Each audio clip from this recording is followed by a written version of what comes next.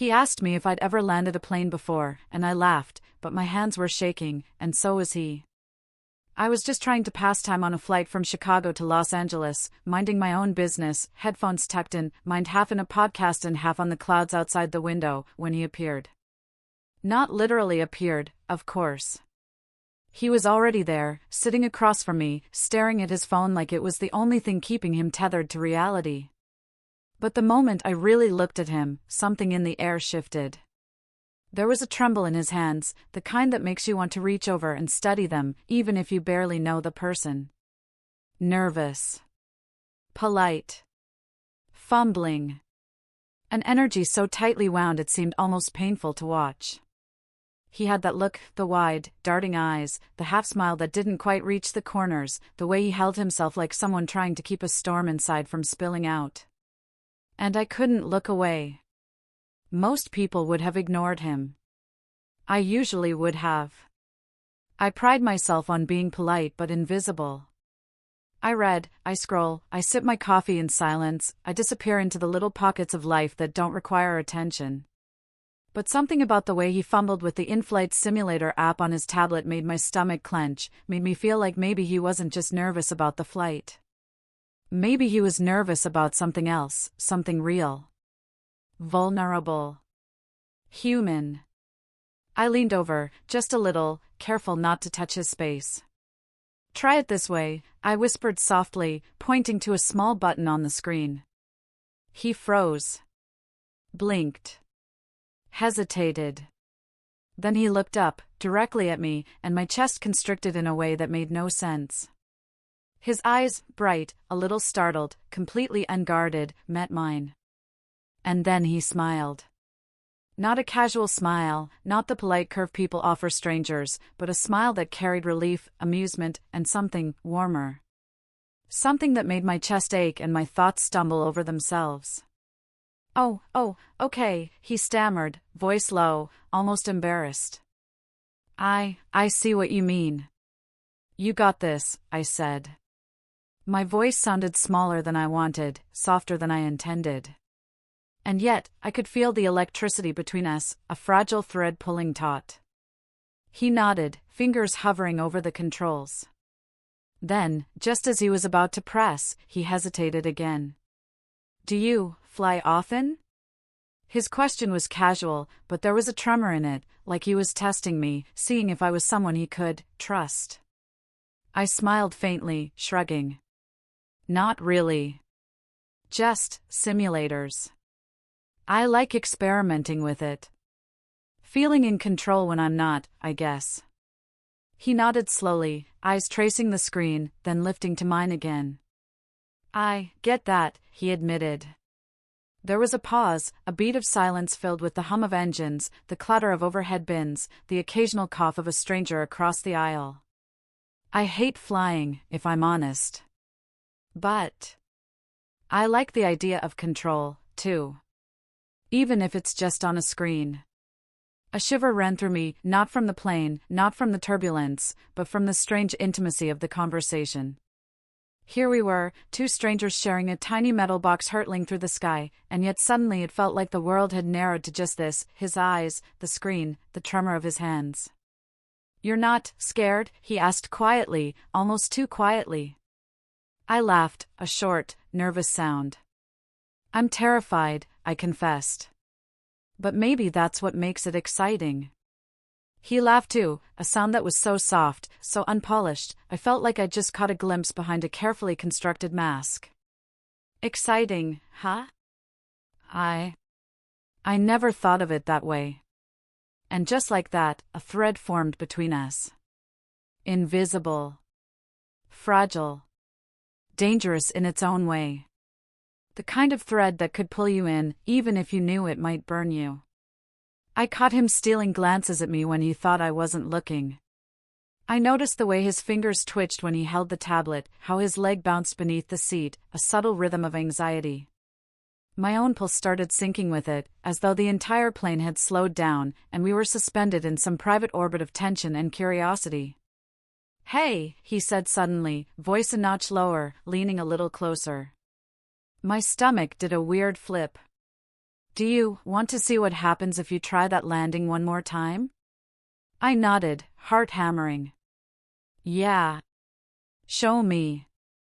And then he leaned in, close enough that I could smell the faint, crisp scent of his cologne, a mix of something fresh and slightly warm, almost like home and danger combined. My fingers brushed against his as I helped guide the controls. My chest tightened. My mind screamed to pull back, but my heart refused. Wow, he breathed, not looking at the screen but at me. I didn't expect that to work. You mean the landing or me? I asked, teasing lightly, though my voice was betraying the flutter in my chest. His laugh was soft, almost shy. Both, he admitted, eyes flicking away for a second, then back. You're different. I tilted my head, studying him. Different how? He hesitated, as though the words were dangerous. I don't know, human, I guess. Genuine. I mean, most people just sit and scroll or stare at the clouds, but you actually interact. You care, in a way that feels real. I felt my cheeks heat up. My mind raced. Care? Me? For a stranger on a plane? But there it was, undeniable and terrifying, the pull, the spark. For the next half hour, we sat together like that, leaning over the tiny screen, exchanging tips, jokes, half-truths, nervous laughs, and quiet confessions. The world outside, fellow passengers, flight attendants, the hum of engines, faded into a blur. It was just him, me, and this impossible, electric connection we couldn't name. Do you always help strangers? He asked at one point, tilting his head, one eyebrow slightly raised. Only the ones who look like they're about to crash a plane, I teased, though my pulse betrayed more truth than I intended. He chuckled, shaking his head. That's kind of impressive. And terrifying. I caught him watching me when he thought I wasn't looking. Those fleeting glances made my stomach twist, made me question everything I thought I knew about myself. Why did I feel like this? Like I was teetering on the edge of something exhilarating and dangerous, and yet I didn't want to step back. Why are you helping me? He asked suddenly, voice quieter, more intimate, almost a whisper between us. My breath caught. Because someone did it for me once, I admitted honestly, surprised at how easily the words came. And it changed everything. He nodded slowly, a small smile tugging at his lips. Yeah. I get that. For a moment, the world paused. The hum of engines, the occasional overhead announcement, the shuffle of passengers moving about, it all seemed distant. All that existed was the tremor in his hands, the way his eyes lingered on mine, and the electric tension of shared secrets we hadn't even named yet. Then, just as the plane hit a slight turbulence, he reached over to steady the tablet, and our hands brushed. It was accidental, maybe, but the spark it sent through me was undeniable. My heart hammered, my throat went dry, and for a fleeting second, it felt like the entire plane had vanished. He started, faltering, eyes wide, almost embarrassed. Sorry. That, wasn't. I smiled, breathless. It's okay, I whispered. Accidents happen. And that tiny, human, messy moment, hands brushing, hearts racing, was all it took. The ordinary, invisible world I had built around myself cracked open. Somewhere between the nervous laughs, the shared glances, and the accidental touches, I realized something terrifying. I wanted him. Not just a little, not just in passing, but in a way that made my chest ache, made my fingers tremble, made me question everything I thought I knew about safety and control. He looked at me then, seriously, intensely, and said, "You make this easier.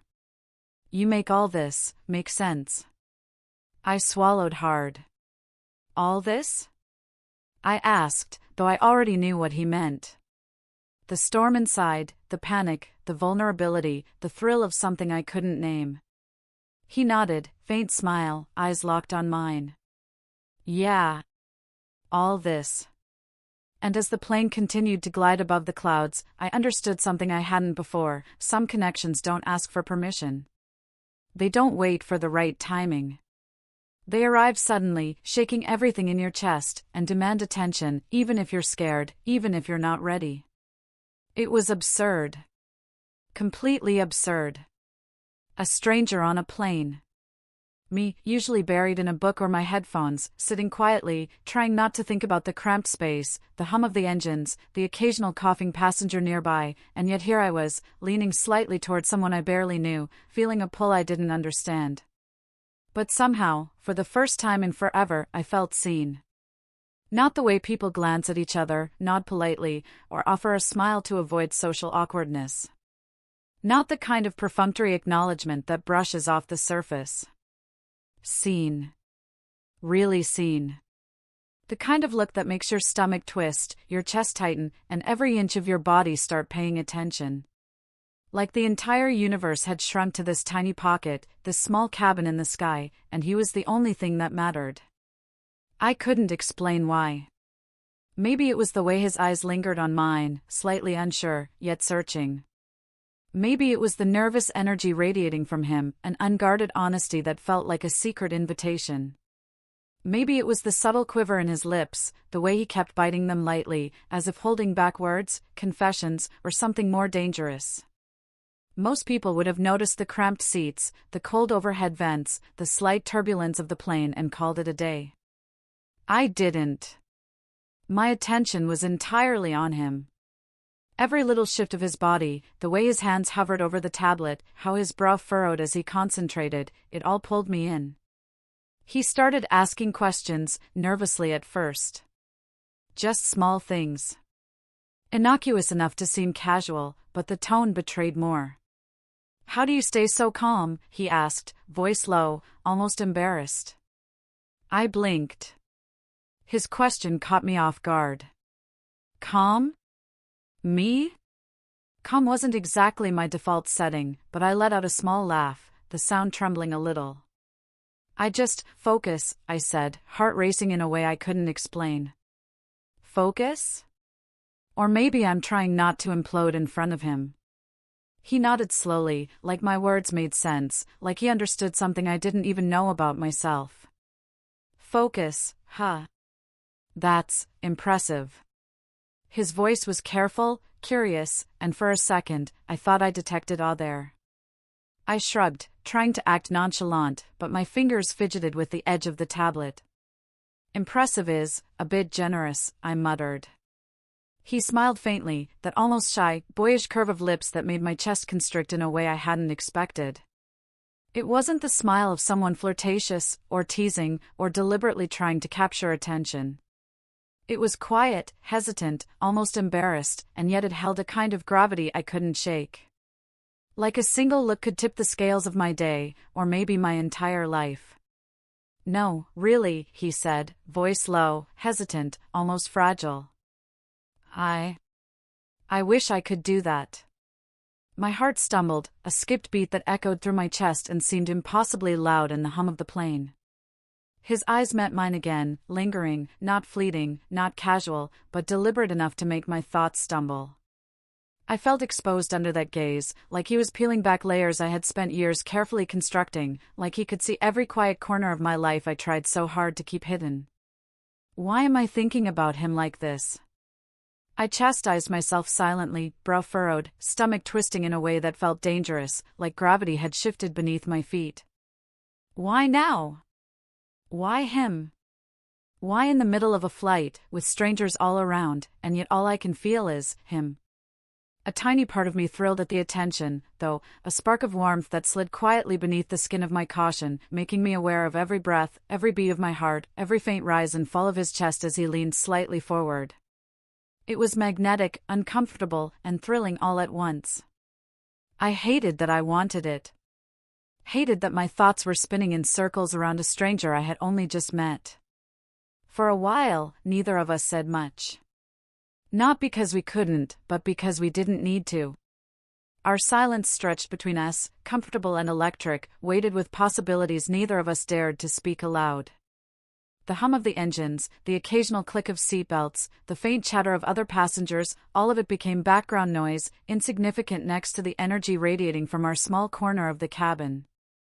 I noticed details I hadn't before, the way the light from the window caught the faint golden highlights in his hair, how the corner of his mouth twitched whenever he tried not to smile, the subtle tension in his fingers as he rested them on the tablet.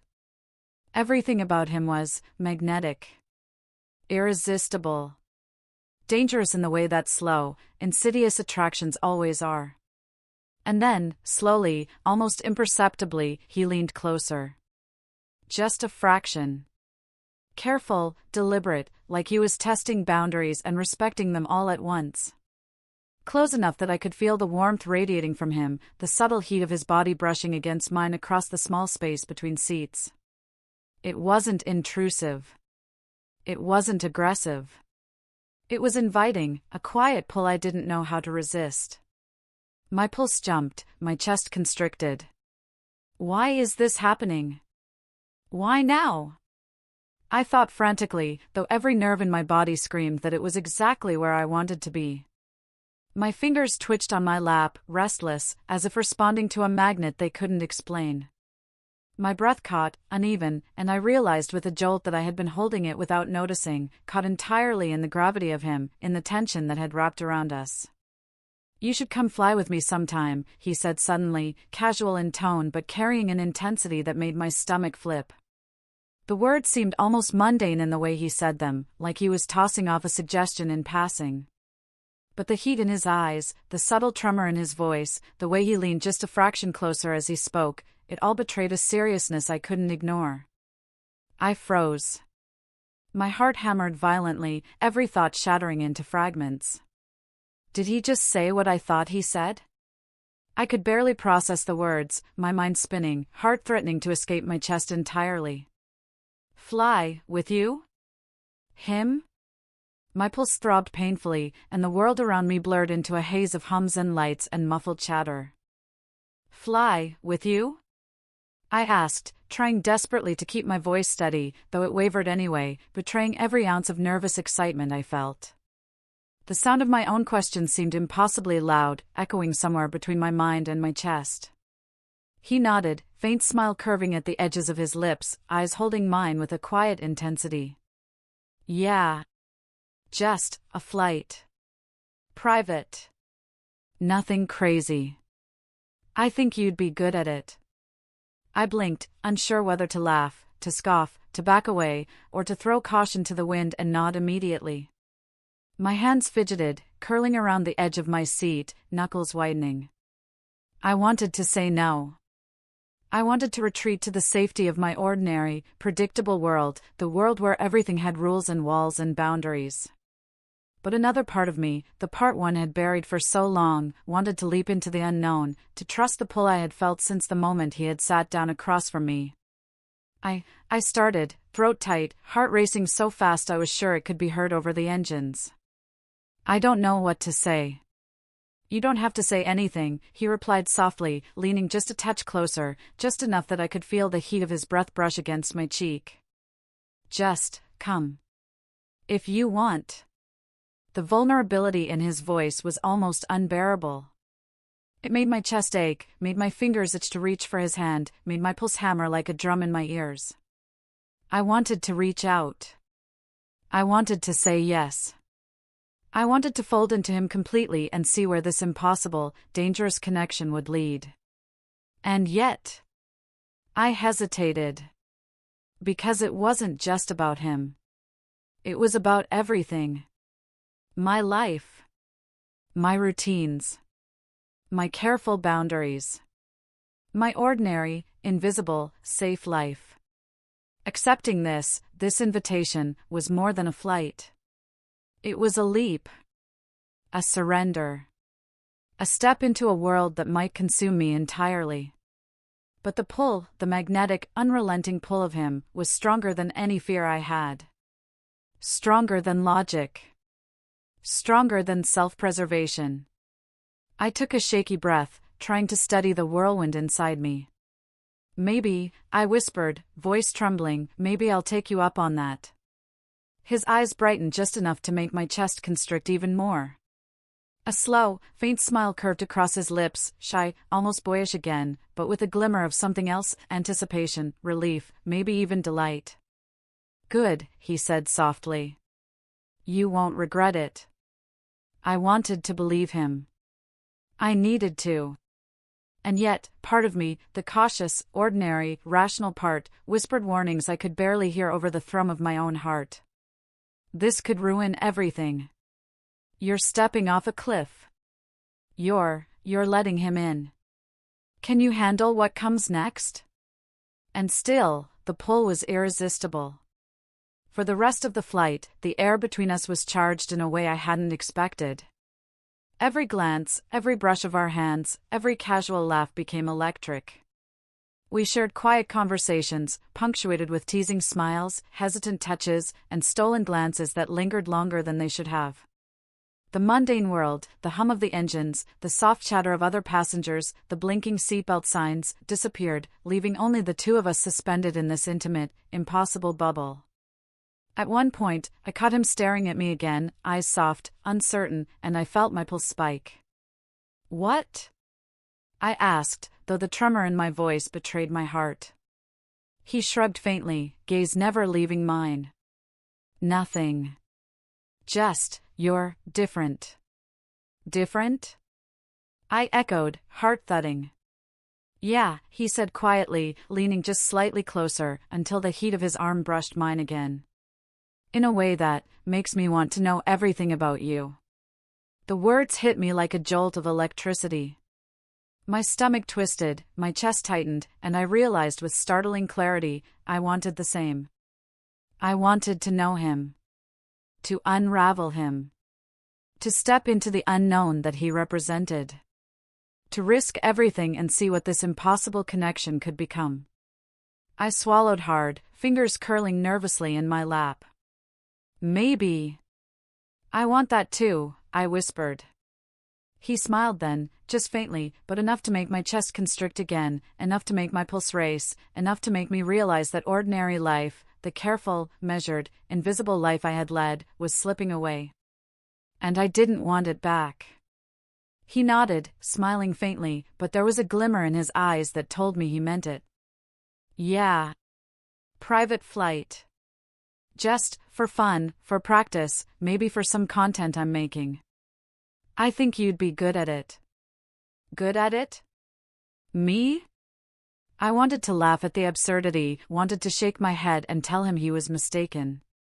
And yet, I couldn't stop the flutter in my chest, the warmth spreading through me at the thought. A private flight? The kind of adventure I'd never imagined for myself, a life I hadn't dared to dream of. And he was offering it. To me. Fear whispered almost immediately, sharp and insistent. "He's from a world you can't touch. A life you don't belong in. You'll stick out. You'll ruin everything just by showing up." But even as fear clawed at my ribs, curiosity fought back. And desire. There was something magnetic about him, something impossible to resist. Something that promised chaos and excitement in a way my quiet, measured life never had. I tried to respond cautiously, trying to sound casual, normal, unaffected. "That sounds fun," I said, though my voice trembled slightly. "Fun? Really? Fun or terrifying?" He laughed softly, that warm, genuine laugh that made my chest squeeze. "Fun, yeah. Or terrifying. Depends on how you look at it." "I'm good with terrifying," I said before I could think better of it. My words surprised me, more daring than I usually allowed myself to be. And he noticed. I could see it in the way his eyes sparkled, just a little, and the faint curve of his lips that hinted at amusement and intrigue. "You're fearless," he teased lightly. "Maybe a little reckless," I countered, heart thundering. He tilted his head, studying me, like he was trying to read every line on my face, every hidden corner of my thoughts. "Reckless, huh? That can be dangerous." "Or thrilling," I shot back immediately, though even as I said it, my stomach twisted nervously. "Thrilling, sure. But could I actually step into a world like his? The kind of life that was fast, public, full of cameras, expectations, eyes always on you? My mind screamed caution, yet the pull, the curiosity, the excitement, it was stronger. For the next half hour, the conversation flowed in bursts, sometimes hesitant, sometimes bold. He asked about my life in Chicago, my job, why I was traveling, how I got into flight simulators. I asked about him, why he looked so nervous, how long he'd been interested in flying, why he carried himself with that strange, contained energy. I never expected to meet someone like you on a plane, he said at one point, voice low. Most people, they don't notice details, they don't care. But you do. I smiled faintly, unsure how to respond. Part of me wanted to say, I'm just trying to pass the time. Another part wanted to confess that I noticed him from the moment he sat down, that his nervous energy had pulled me in, that I couldn't stop thinking about how it felt when our hands brushed over the tablet. Instead, I just said, maybe I'm noticing the wrong things. He laughed softly, shaking his head, and that laugh, so unguarded, made my heart do something wild. No. The right things. Definitely the right things. Every glance he stole, every hesitant touch of the tablet, every shared laugh, made the cabin shrink further. I became aware of the warmth of his arm when he reached to adjust something, the faint scent of his cologne mixing with the recycled airplane air. It was intoxicating. Dangerous. And I hated that I wanted it. You make this easier, he said suddenly, leaning closer, almost conspiratorially, as if sharing a dangerous secret. Being on this flight. Doing this. I don't know, I just feel calmer. I felt my breath hitch. Calmer? I echoed. Me? Yes, he said, with a quiet intensity. You make sense. Even in this chaos. Even in this mess of a flight and nervousness, you make it feel possible. I wanted to laugh, wanted to deny it, wanted to tell him that I didn't have answers, that I wasn't remarkable.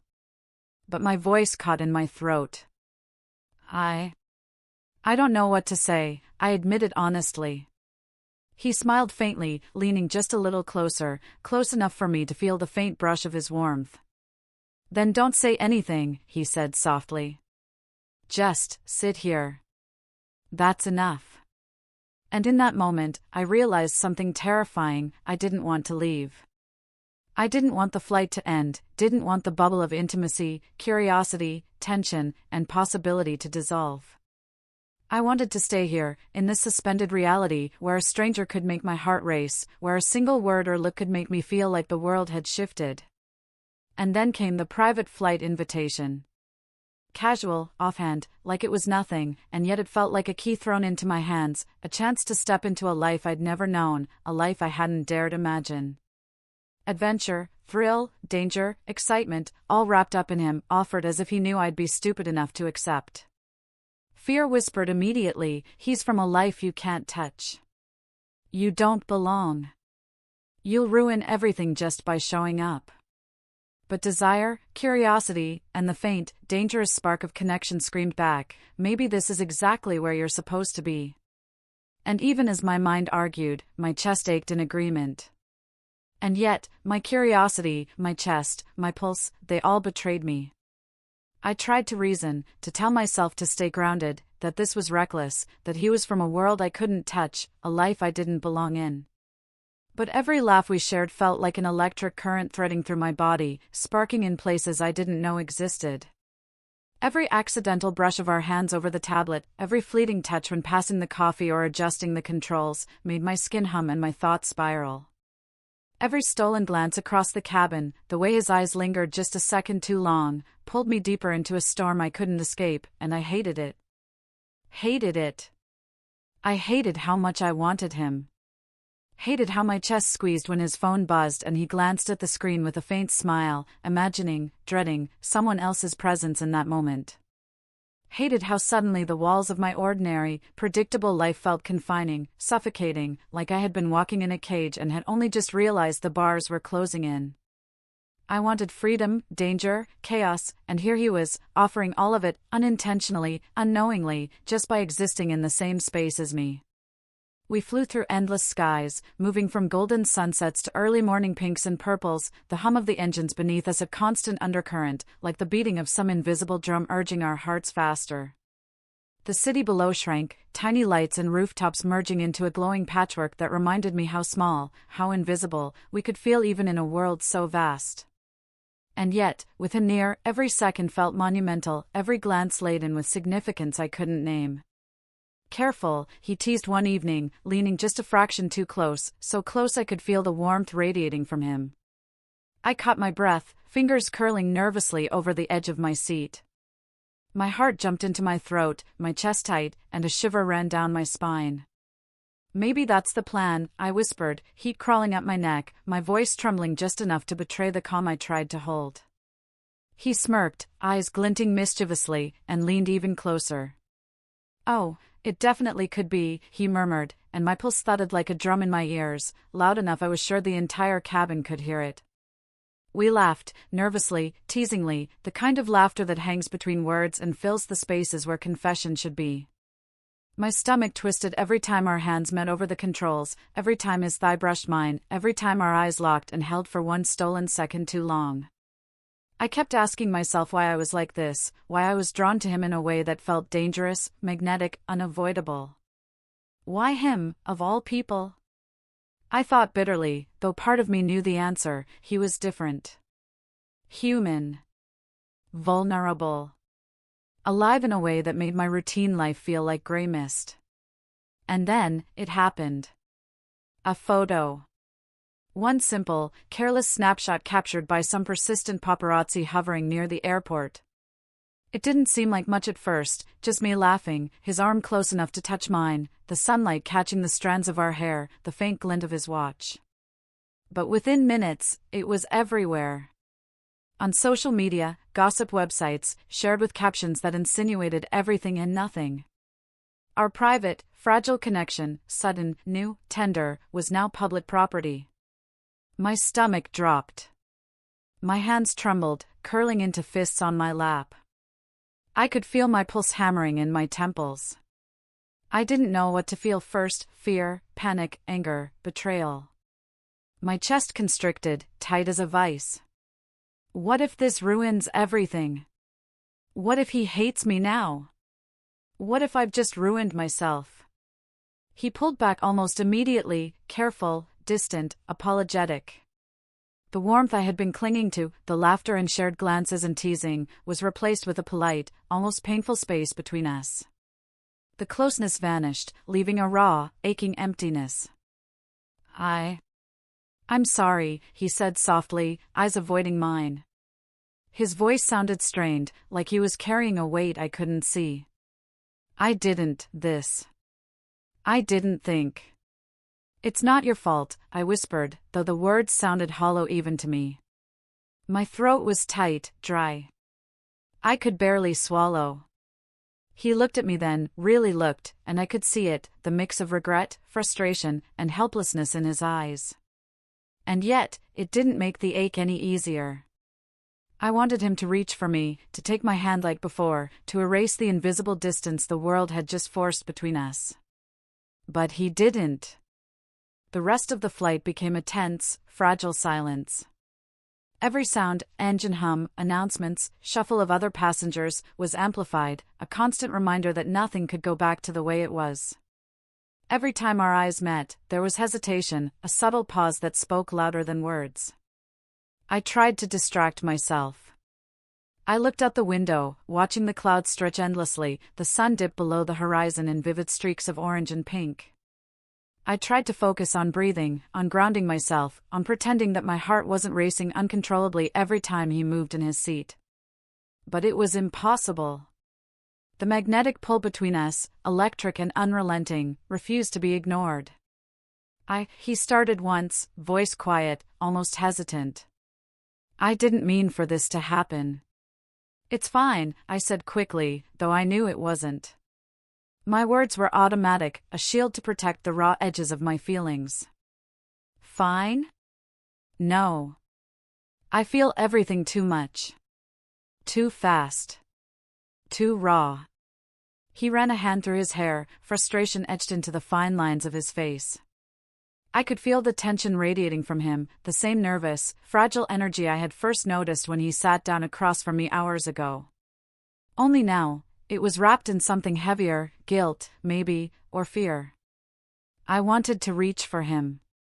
I wanted to close the gap between us, to erase the awkward, painful space the photo had carved.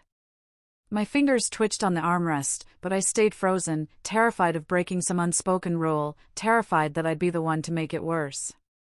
The cabin felt smaller, tighter, charged with everything we weren't saying. I watched him from the corner of my eye, the curve of his jaw tense, the slight furrow in his brow, the way his hands fidgeted with the tablet like it was a lifeline.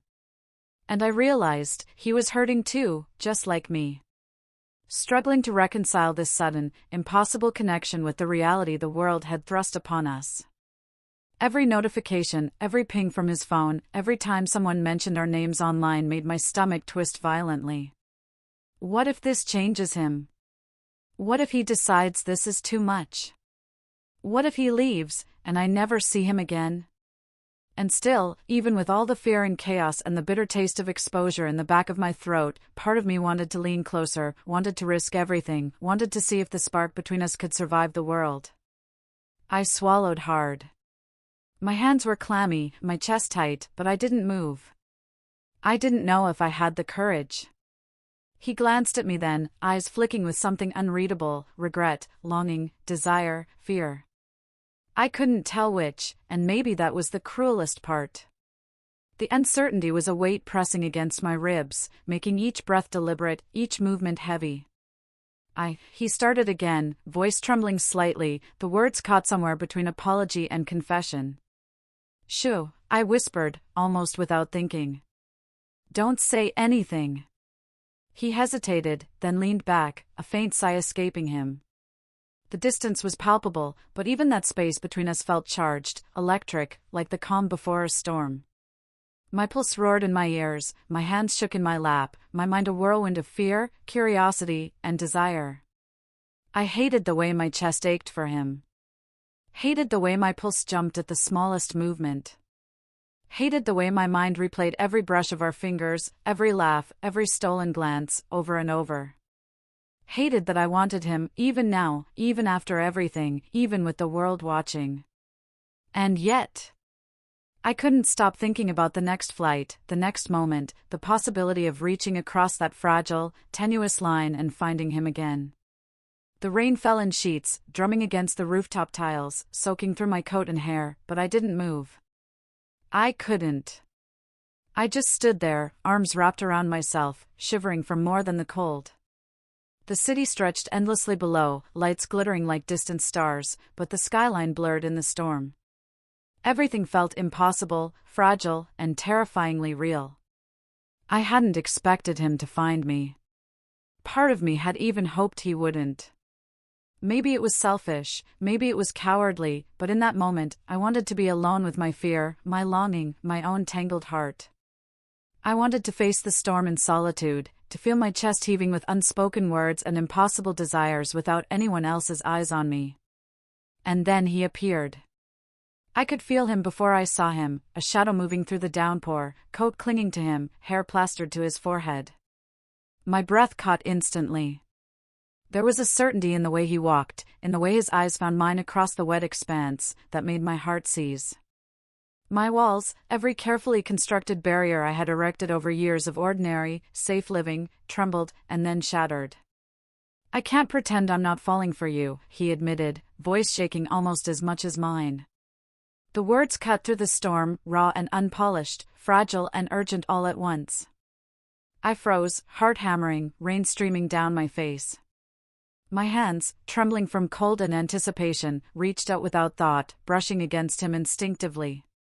He took the space I offered, close enough for the heat of his coat to seep into me, for the warmth of his body to anchor me in the chaos around us.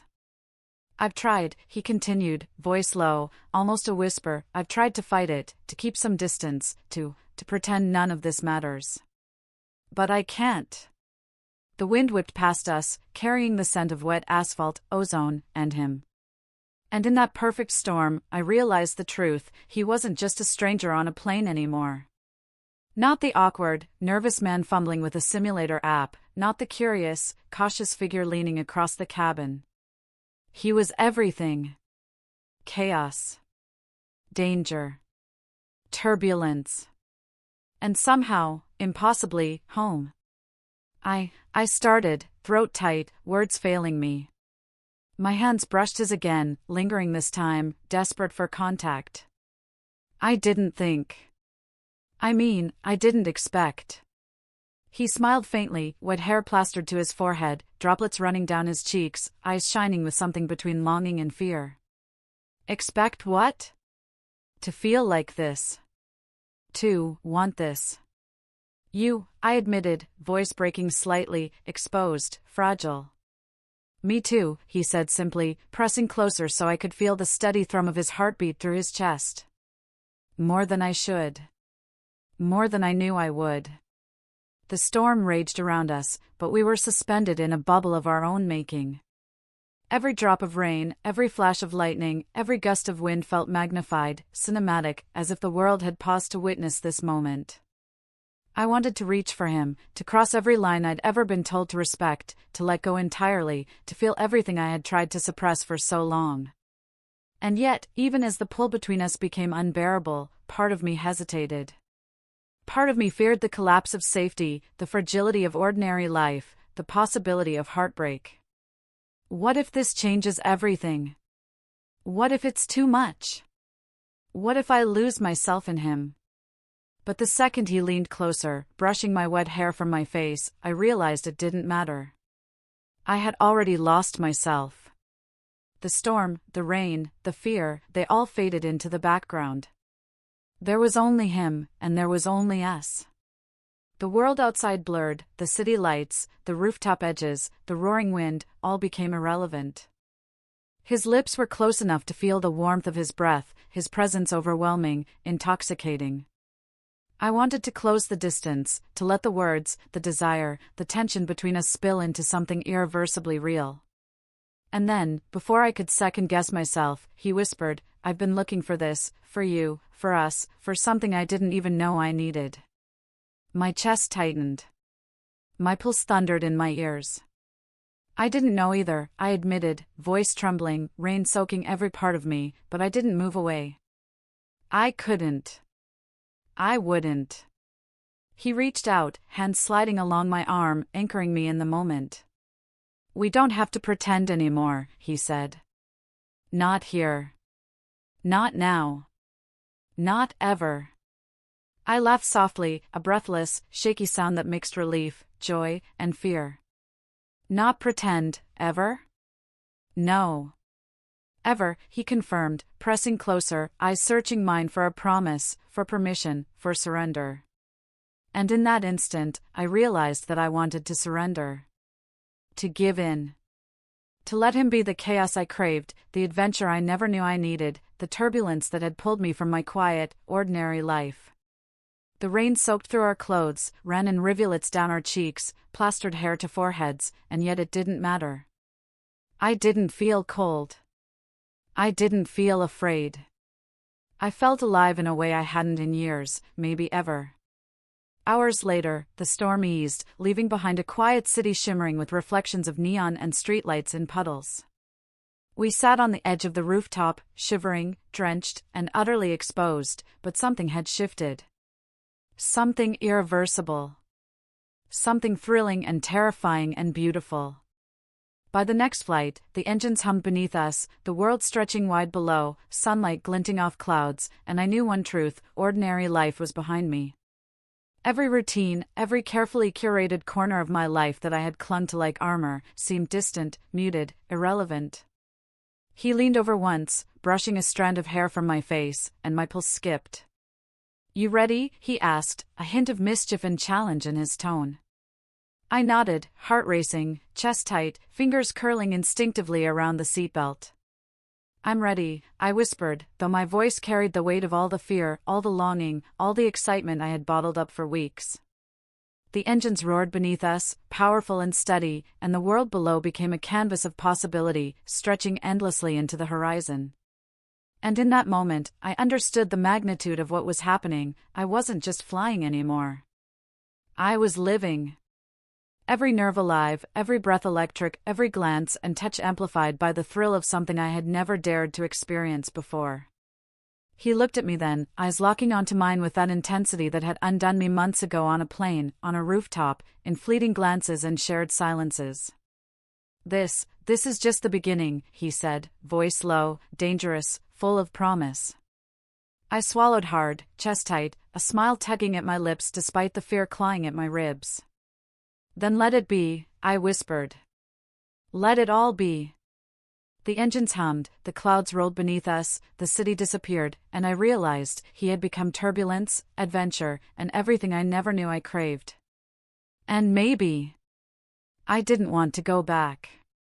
Every heartbeat, every shiver of wings against the air, every flash of sunlight reflected on clouds reminded me life had shifted irreversibly. I had crossed a line I couldn't uncross. He had crossed it too. And together, we were hurtling toward something that was thrilling, terrifying, and infinitely beautiful.